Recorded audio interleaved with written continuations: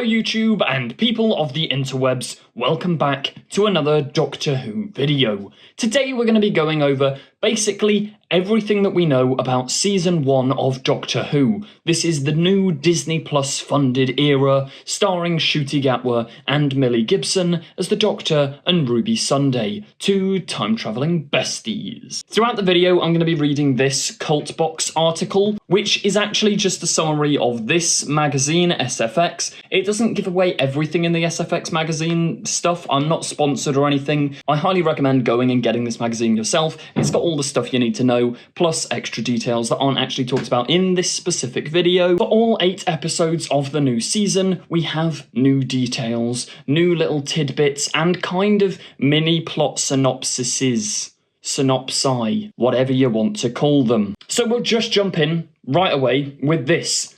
Doctor Who, The Space Babies. We know that this is episode 1, and from the trailer that we had the other week, we know that there are space babies who talk. But the episode picks up after the events on the Church of Ruby Road, is what we find out from this magazine and from this article. There's no sort of room for adventure in the middle. I think it is literally just Ruby walks into the TARDIS, the Doctor goes, "Oh, hello, I'm the Doctor," all of that jazz, and then we're thrown straight into episode 2, or technically episode 1 of this series. I think the way they're probably going to categorise it eventually is Church on Ruby Road is really episode 1, it's kind of episode 0, then Space Babies is, yeah, it's just a direct continuation. I wonder if that's kind of like the streaming era people want to see. You go straight from episode 1, smoothly into episode 2. But either way, the Doctor and Ruby land on a spaceship occupied by babies, who are very talkative for their age, and a scary slimy monster called the Bogeyman.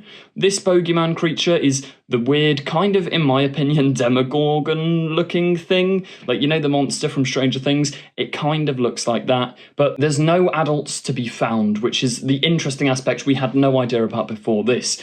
Maybe, like, I'd sort of theorised the babies were just their own sort of intelligent baby civilization, but it appears that all the adults have vanished. Why the babies can talk, however, I have no idea.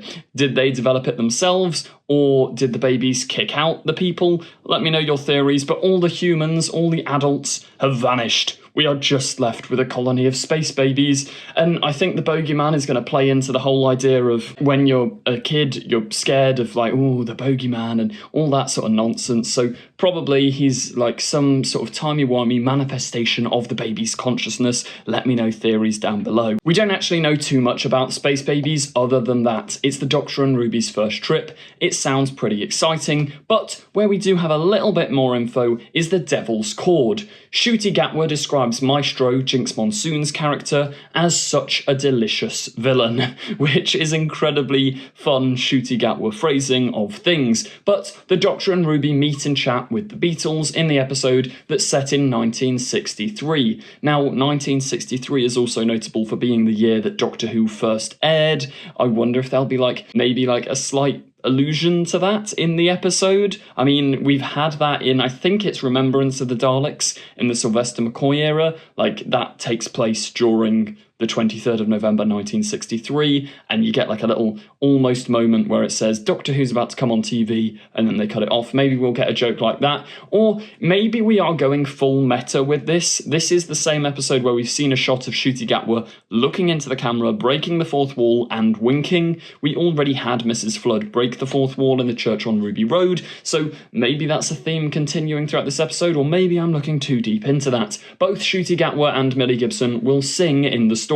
Now that's officially confirmed, if you couldn't guess from the trailer. I mean, in the trailer we see the Doctor with the big, 60s microphone in, I think it's Studio 1, Abbey Road, having a little sing-song. My theory here is Jinx Monsoon kidnaps or takes away the Beatles or turns them into their instruments or something, and the Doctor and Ruby have to stop the world from going to crisis because maybe the Beatles' music had a significance in history, or maybe she takes away all music. Maybe every song with the Devil's Chord vanishes, and that leads to whatever that dystopian version of London we saw in the last trailer was. And yeah, the Doctor and Ruby have to come up with the best song ever to defeat Jinx Monsoon, to bring back the Beatles, to put history to rights. Something like that is, I reckon, where this story's going. We do know that there's going to be a big sort of final battle in episode 2 in Studio One. Now, this was first mentioned in the Russell T Davies Imagine documentary, which I think you can find on BBC iPlayer, or I think someone pirated it onto YouTube.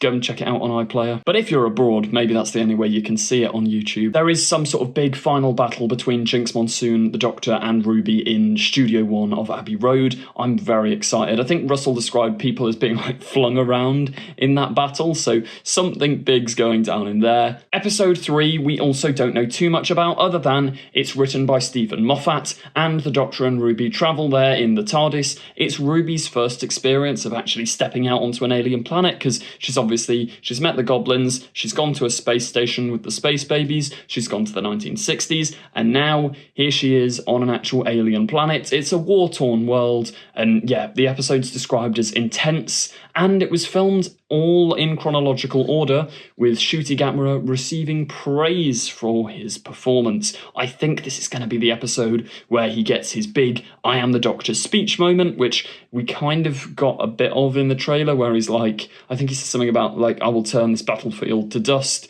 Also, we can see from that image there, it's all one quick sequence of events. The Doctor steps on a landmine, and I think that he's going to be there till the end of the episode, and it's going to challenge the dynamics of Ruby and the Doctor. That's something from the SFX magazine. And also, they kept talking about doing really long takes. I think he said there was like a 7-minute long take.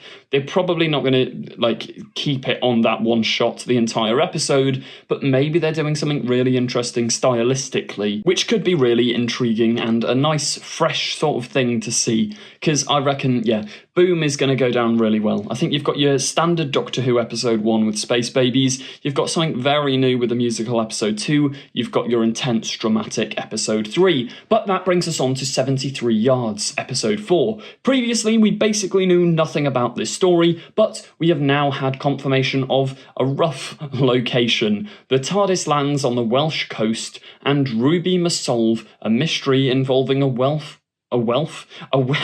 horror folk tale legend. This is the episode where that mysterious old woman who's got sort of markings on her face has been seen during filming. So if there's anyone that's versed well in Welsh folk horror, let me know in the comments. Maybe she is that Welsh horror folk tale, or maybe it's something about like 73 yards behind you or in front of you, this inescapable person or demon or creature or Toymaker's Legion, something like that. But the TARDIS scenes were genuinely filmed on the Welsh coast in Pembrokeshire. Dame Sian Phillips co-stars with Aneurin Barnard and Gemma Redgrave. So yeah, this episode 4 is where we're going to get our sort of reintroduction to Kate Stewart. I mean, she was in the 60th specials, but yeah, for new international audiences who are watching this as season 1, I think this is where they're setting up Kate Stewart, because we know she comes back later in the season, but we'll get to that later. I think this maybe is another Dr. Light sort of episode. We saw filming taking place back in January of last year between Kate Stewart and Ruby Sunday, but there was no Doctor to be seen. So maybe it's slightly a Dr. Light episode, but we'll have to wait and see, because whatever's going on, I'm quite intrigued. We know that there's a Welsh candidate named Roger APG William, played by Aneurin Barnard, so who knows? I think, yeah, there's going to be a lot of politics in this episode, which is going to make the internet have a meltdown, but Russell usually does it really, really well, and I think it's going to be an enjoyable episode. I think this is also the episode that in previous years Russell and the cast have talked about being one of the best. I think Russell is also on record as saying it's one of his favourite things he's ever written, so if that's the case, that's incredibly exciting. But that brings us on to Dot and Bubble, our next episode. We still don't actually know too much. What it does confirm, though, is that this shot of the Bubble City is not from the Welsh coast episode, so these are two separate things. We do find out that this isn't actually on Earth, which I think we kind of all presumed it was. Those weird big slug creatures are in this episode, and that's not our planet, that's not our future, that is its separate thing. But Gatwa and Gibson filmed their first Doctor Who scenes together on a pontoon inside the entrance locks in Cardiff Bay Barrage for Dot and Bubble. Russell talks in the magazine about how that's kind of a spoiler, but not really, so maybe things from that will become more clear as time goes on, but the setting for Dot and Bubble is a colony with an out-of-control, dangerous situation on an alien planet. It's also the episode that is described as very sort of Black Mirror-esque. Callie Cook plays an influential person in the colony. I presume that's the blonde actress who has kind of been getting a little, highlight in each of the trailers. We also saw her with the weird slug creatures. And yeah, as I say, it's a very Black Mirror-esque episode and touches on real-world problems, which likely will cause a good deal of discussion after the episode airs. Maybe this is the more political one of the season. I think there's going to be good. I mean, it's a time of outrage, especially in the UK. The country's a mess, and if this is metaphors for the Tories or for modern generations, we'll have to see how it goes down, but I'm excited to see where they're going with these stories. But the next episode, the penultimate one before the finale, we get Rogue, which is not written by Russell T Davies or Stephen Moffat. It's by Kate Herron and Bryony Redman, who are two new writers to Doctor Who. One of them directed Loki, and I think one of them wrote an episode of Loki, or something like that. They're not just complete random people. They have Disney Plus connections. It's set in the Regency era in 1813, and described by Davies as a proper Bridgerton adventure with dances and waltz. We get that from the trailer, because Ruby doesn't stop going, oh my Bridgerton, and neither does Millie in the interviews.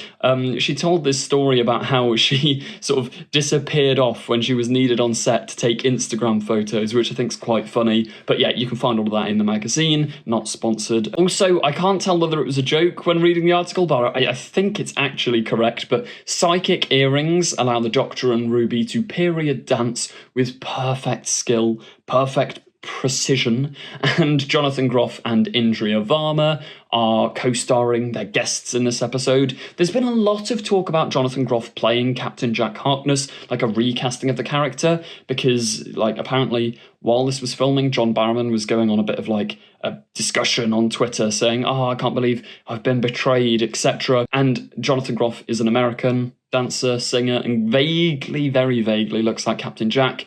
I really don't think this is the case. I think he's a potential love interest for the 15th Doctor. Just look at the way they dance together, and we've seen Ncuti in the trailer shouting at him, calling him a cad. I don't know. We'll have to see where this goes, but I think he's probably a new character. What we do get confirmation here of, though, is Varma is playing the villainous Duchess of Pemberton, who is not what she seems. We also saw that shot in the trailer where she's sort of transforming into a bird-like creature.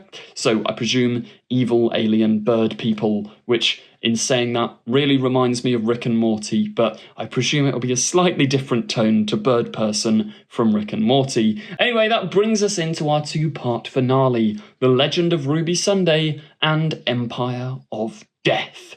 This is our only two-parter by the looks of it. I think the episodes are going to be loosely connected, kind of tying in how I said episode 1 to episode 2. They just flow. Here is our proper big story. Russell describes it as the biggest big finale ever, which he says about literally everything ever, but I suppose that's his job. He's the Doctor Who showrunner. He's got to keep people's excitement up, and yeah, I just hope that it does deliver on expectations. But these episodes set on Earth feature unit headquarters populated by Kate Stewart, Mel Bush, Rose Noble, Morris, played by Lenny Rush. This is a new character. I think this is probably going to be his introduction.